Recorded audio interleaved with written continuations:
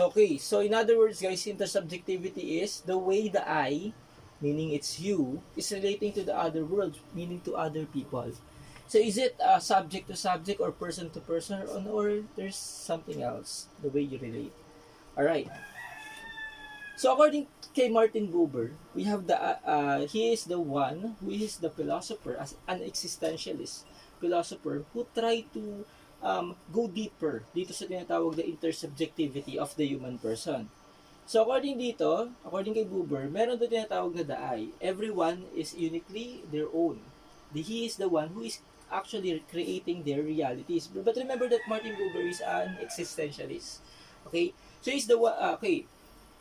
So that is you, the I. And every I, meron tayo niyan. Nakapaligid lang sa atin yung mga I na yan, including you. So ngayon, it's actually a first person point of view, just like what I said kanina, yung tungkol sa plancha. Okay, we have the same platform, we have the same reality. But then again, we have different way of how we relate, how we create, or how we perceive this reality, how we react on a certain stimuli, etc., etc. So that's it. So we are doing experiencing na tinatawag according kay Martin Buber para matutunan natin at mag-create na at ma-recreate itong understanding natin sa reality na nakapaligid sa atin. Alright? So kung napapansin niyan, so the I, experiencing, and what we are doing when we are experiencing is we are trying to learn and understand how the world works. We are very curious individual, how the society works, etc., etc. So that's in that way we are doing what we're doing is we try to objectify realities. We try to objectify the reality that we are living. So what we're doing is we try to collect data, analyze, and then classify and make a theory out of it so that we may understand the world around us. Okay? So what we're doing is what we objectify realities. So this type of the I, when he is actually doing this, when he is interacting with the world, what he is doing is meron siya tinatawag na I-it relationship. Okay? Alright. So I-it relationship. So ano ba itong ibig sabihin ng objectify realities? Pag sinabi natin objectify, objectives yan you try to make classification. So as a human person, as a human, endowed with the capacity to reason out, to rationalize, and to think, and to try to learn his environment yan. What we're doing is we make shortcut. We try to make classification based on the characteristic of a thing, alright? And make theory out of it. Okay, so that's it. So mostly we try to generalize, we try to group the things that we encounter. So, ang modes of relationship na yan ay tinatawag na I-it. So, ang I-it ay nangangahulugan ng the I, ibig sabihin ikaw yun, perceives the other being as an object and not as a subject. Kapag sinabi nating objectifying, you are trying to generalize. Okay? Pag sinabi mong subject, ang tingin mo is, depende sa how you perceive that person. So, ibig sabihin, it differs from one another. Okay? Alright? So, kung malalaman, maintindihan natin ang ibig sabihin nito mamaya. So, ang I, nape-perceive niya yung other being as an object. Kaya nga kapag ginagamit natin yung word na it, diba? It is often used to refer as a thing. A thing. To refer a thing.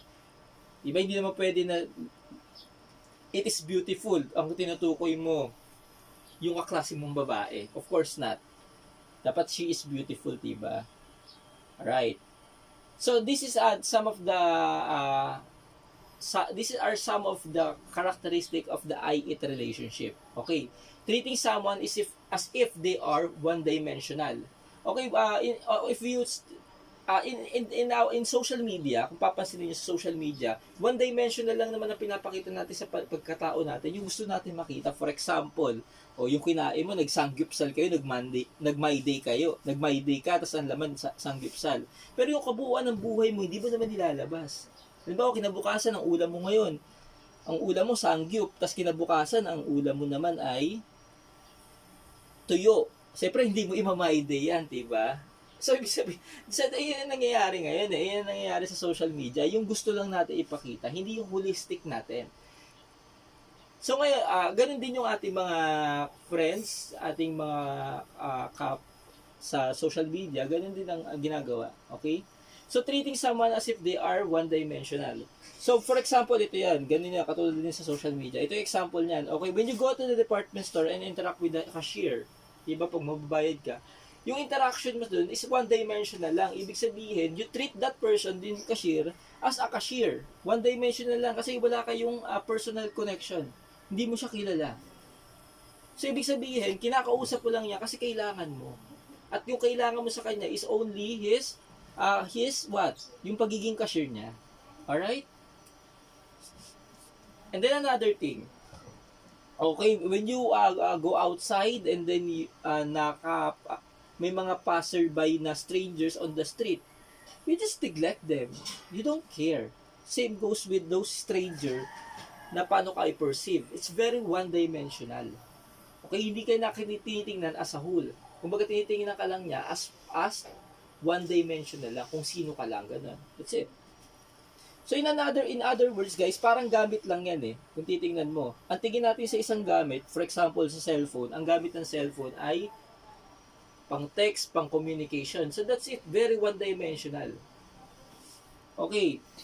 So the I, meaning you, single out its relationship based on the function of the other. Kung papansin niyo, the function of the cashier, etc., etc. Okay, so there is no interpersonal relationship between you, the I, and the others. Alright, so okay. Skip na natin yan ha. Kasi that is for the online or yung mga umattend. Okay. Another characteristic of the I-it relationship is when you are treating someone as a stereotype, or you are you are treating someone, or you are relating to someone as a stereotype or a label. You are labeling everyone. Okay? Ibig sabihin, okay, ganito yan. Okay, kung makikita mo, just like what I've said yung kanina, yung tinatawag na objectify reality. So, actually, it's normal. Okay naman yan. Ino-objectify mo para mas madali mong magkaroon ka ng shortcut sa isip mo on how you try to describe the realities na meron tayo. You try to objectify. Okay, to make it easy for us, we create classifications. Okay, we organize our thoughts. Pero ang masama dyan ay ganito nangyayari. We ended up generalizing or making stereotypes. Gender man yan, or sexual orientation, o kaya race, etc. Ginagano natin. Kapag negro, madumi, ganon. Kapag incheck, mahina mata, ganyan. Alright? So, ganun ang ginagawa natin eh. Para mas malalo natin maintindihan yung reality, we make shortcut. We objectify. Alright? So, kapag babae, emotional. Okay, diba ganyan? Madrama. Pag lalaki, naging emotional, mahina. Ganyan agad. Kapag babae, bawal manloko, malandi agad. Ganon. Kapag lalaki, nanloko, okay lang, nakakagwapo. So, we are trying to objectify realities. So, ganun ang ginagawa natin every day para mas lalo maintindihan ang tao. So, the I treats the other as somewhat based on the way the I labels or stereotypes the others. So, mayroon tayong tinatawag na judgment. We are expecting someone to act that way. Okay, so, and because we are stereotype, so what now? We make expectations. And okay lang naman yan eh, sa totoo lang, para lang mapadali yung buhay natin, okay lang naman yung tinatawag na I-it relationship sa mga taong hindi natin kakilala. Alright? Okay? So, to expect a cashier to act as a cashier is okay. Expected na natin yan eh. Kasi gano'n natin siya gagamitin. I-it nga eh. Alright? So, to expect a stranger not to notice you, di ka naman magtatampo niyan, diba? So, ang problema is this. Am I having an I-it relationship to the people close to me? Alright? That is the question. Meron ba tayong ganyan? Paano naman sa mga close natin? Of course, you will say no. Because you love them, right? Okay, yung mom, dad, siblings, tropa, pips, diba? Pati yung jowa mo. So, they are very close to you. Pero are you having a I-it relationship to them? Yes, sir. Of course it happened. So, but why sometimes you are having a quarrel or misunderstanding with the people who are close to you? Kasi nga, you are having the I-it relationship. So, why does your mom and dad hates you? Why you hate your mom or dad? Because of the so-called expectations. And if you are expecting somebody else, someone, to do this, to do that, to become like this, the effect of this is you are frustrated when that person cannot attain that, cannot be that person. Okay? So, you are being, kumbaga parang kang gamit yung gamit, diba? You are expecting him, for example, yung cellphone mo, you are expecting him to, you are expecting that gadget para makapag-text, para makakonect sa Wi-Fi, etc. Once na hindi niya na-attain yung expectation mo, you are very frustrated. So, ganun yun. Ayun yung parang gamit. Alright, so a good mom and dad provides, a good person or a good son or daughter obeys. So that is our expectation. A good children must be a good children. And a good children must be a doctor. Diba? Kung minsan, ganyan na magulang natin, ang pumipili ng karir natin ay magulang, which is very sad. Okay, a good children obeys parents at any cost, kahit di na masaya. That's very sad, right? A good parent provides everything that the child needs and wants. Okay, so if that parent cannot provide, he or she is not a good parent. Because that is the expectation. Ayun yung in-expect mo sa magulang mo. Kapag hindi ka binili ng cellphone na maganda, okay, you are being frustrated. Tama? It's as if your parents are not good parent anymore. Alright? Okay, so kada araw daw, okay, so let's change the, kumbaga, yung ambience. So, kada araw daw, libong relasyon ang nabubuo. Then, libong relasyon din daw ang nawawasak araw-araw. So, marami nagbe-break. So, have you ever asked why? Kakasawaan ba? Wala nang spark? Or third party? So, or we expect so much to love that it leads us to frustration or disappointment on our part. So, okay, so that's the time that our partners in life, nagkakaroon tayo ng I-it relationship because we are expecting that person to act accordingly dun sa gusto natin. We are expecting that's why we are frustrated and given up to those people. Alright? So our expectation about love is happiness. I collect that on our first meeting. Kala nyo hindi ko kinukulit. Ito yung mga pinagsasabi nyo. Love is kilig to the bones. Kapag kinikilig ka, ganun love na yon. Okay, love is sacrifice. Kailangan mayroong magsasacrifice. My God. Love is giving and receiving. Kailangan may kapalit. Kailangan mayroong tinatawag na reciprocity na tinatawag, no? Love is dating. Kapag hindi kayo nag-date, kapag fishbowl lang at squidball, hindi daw love yun. Okay, love is receiving flowers and chocolates. So that's love, right? So if the other I choose their career over you, does it mean love doesn't exist? Kasi he makes sacrifice. He sacrificed you over his career. Right? So does it mean love doesn't exist? So the other I forget about your mastery. Does it mean it takes you for granted? Or the other I doesn't give you flowers. Does it mean he does not love you enough? If the other I doesn't do this, its function, just like an object, will it cease to exist yung love na tinatawag? So kapag ganyan ang pananaw natin, kapag we expect, what we're doing is we are having I-it relationship. It's as if yung partner natin ay gamit. Kapag nahuli siya ng dating sa tinakdang oras, na late siya ng 1 hour, ibig sabihin nan, you are okay. Ibig sabihin I-it din yan because of the expectation na gano'n. Alright, so kailangan daw natin magkaroon ng I daw relationship. So pag sinabi natin I daw relationship, ito yung pinaka-highest form ng relationship sa intersubjectivity. It's very, very important. So from I-it to I daw. So when you say I daw is a singular I, or thou shall not kill, diba? So I shall not kill. So that's it. Okay, pag sinabi na, okay, it's thou and I are the same, alright? They are the same. So technically, thou is I. So ang ano natin dyan is I relationship. So anong ibig sabihin yan? Just like what I've said earlier, it's the highest form of human relationship that truly lasts and has a deep, meaningful relationship dun sa partner mo or sa ibang tao. Okay, so if the I perceive the other as I, or like himself or herself, so that is how you are having the highest form of human relationship.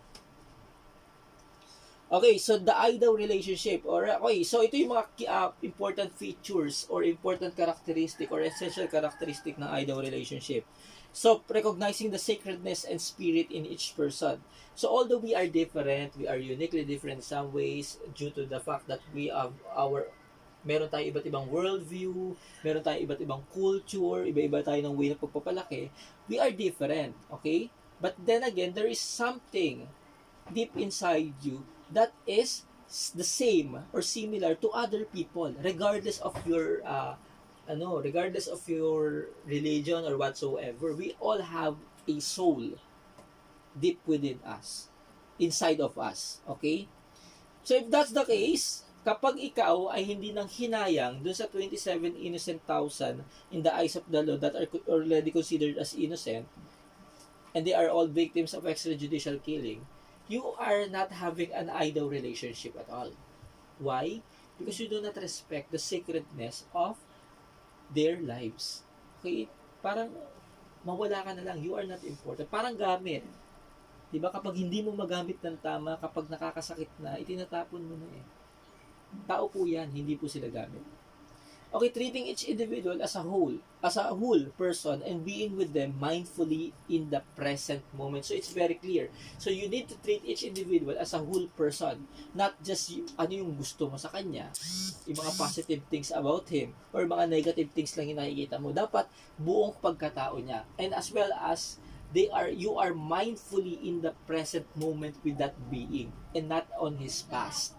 Okay, napakahalaga niya na present moment.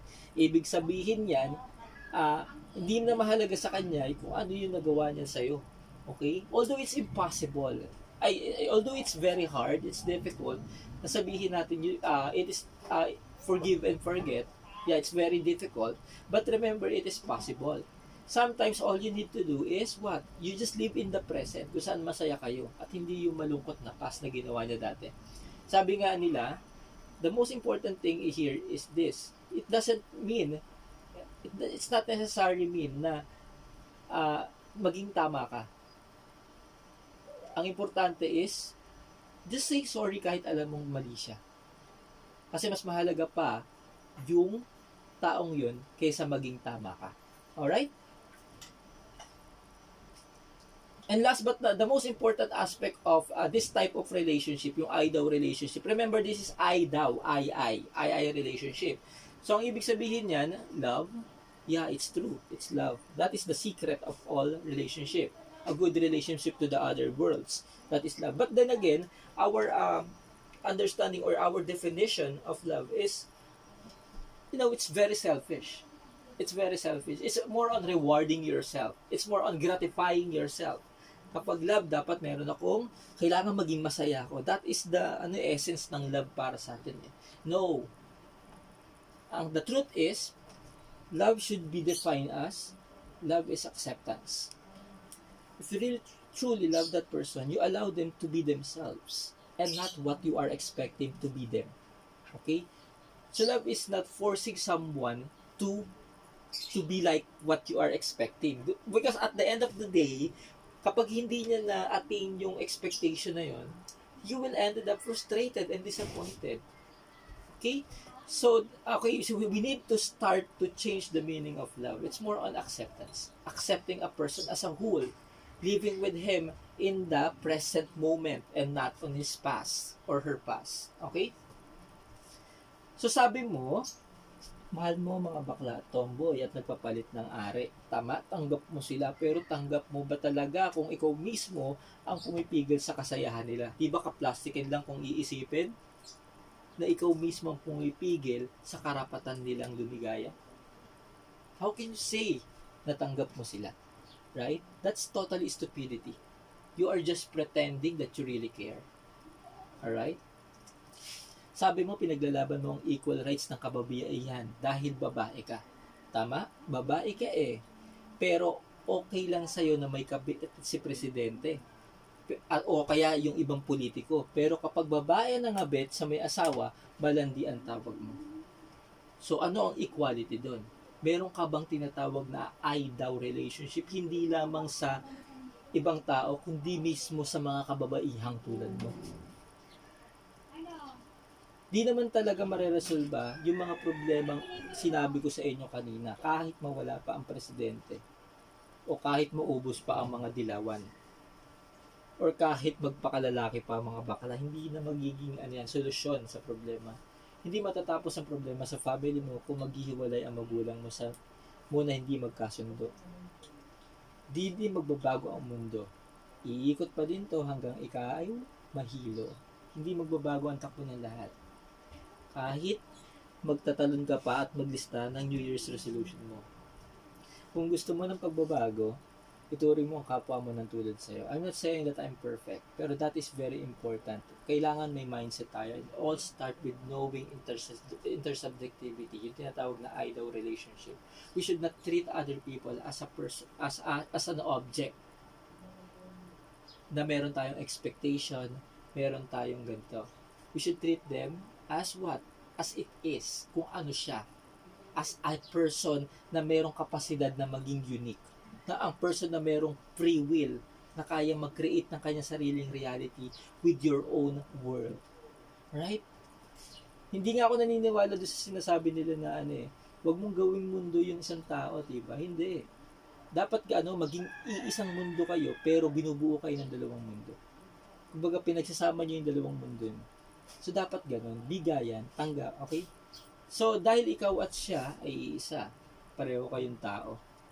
Okay, iba man ang pananaw, opinion, DDS ka man, dilawan ka man, naniniwala ka sa Diyos or hindi. Pero iisang pinanggalingan, may Diyos ka man or wala. Okay, we need to change our outlook in life kung gusto natin ng changes sa mundong to. To end wars, to end discrimination, to end crimes, all we need to do is to have the so-called change in outlook in life. Remember that you're not doing this for your own sake. You are doing this for your unborn children. Mga batang hindi pa pinapanganak. Para pag pinanganak na sila, happy na. Okay, ox na magkaroon ng sympathy. Remember that sa iba. Kapag may umiiyak dyan, nalulungkot ka para sa kanya, tinutulungan mo. Okay yan, nagkakaroon ka ng simpatya Pero mas maganda kung meron kang empathy. Yung nararamdaman mo mismo at naiintindihan mo at tanggap mo na kaya siya nagkamali, hindi mo siya ine-encourage na magkamali. Okay? Kunya naiintindihan mo siya sa ginawa niyang pagkakamali. Dahil merong kang kapasidad na ilagay ang sarili mo sa kanyang kinalalagyan. Iba-iba tayo ng sitwasyon, iba-iba ang ating desisyon sa buhay, pero nag-iisa lang tayo, lahat tayo ay may kaluluwa. So if we want to make change in the world, all we have to do is to change our outlook in life. Let's have an ideal relationship. So thank you for listening. Goodbye, class.